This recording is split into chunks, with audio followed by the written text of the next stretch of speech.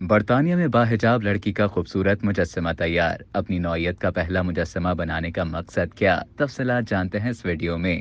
برطانیہ میں حجاب پہننے والی مسلم خواتین کی حوصلہ افزائی کے لیے اسٹیل کا مجسمہ تیار کیا گیا ہے۔ برطانوی میڈیا کے مطابق باحجاب لڑکی کا یہ مجسمہ دنیا میں اپنی نوعیت کا پہلا مجسمہ ہے۔ برطانوی نشریاتی ادارے کی رپورٹنگ کے مطابق اس فن پارے کو حجاب کی طاقت کا نام دیا گیا ہے، جس کے برطانیہ کے دوسرے بڑے شہر برمنگھم میں نصب کیا جائے گا۔ اس مجسمے کو لیوک پیری نے ڈیزائن کیا ہے، جسے اکتوبر 2023 میں ویسٹ مڈلینڈ کے علاقے اسمتھ وک میں رکھا جائے گا۔ رپورٹ کے مطابق اسٹیل کا یہ مجسمہ 16 فٹ لمبا اور تقریباً 1 ٹن وزنی ہے۔ خیال کیا جا رہا ہے کہ باحجاب لڑکی کا یہ مجسمہ دنیا میں اپنی نوعیت کا پہلا مجسمہ ہے۔ مجسمے کے نیچے الفاظ کنندہ ہیں کہ یہ عورت کا حق ہے کہ اسے محبت اور عزت دی جائے، چاہے وہ اپنے پہننے کے لیے کسی بھی لباس کا انتخاب کرے۔ اس کی اصل طاقت اس کے دل اور دماغ میں ہے۔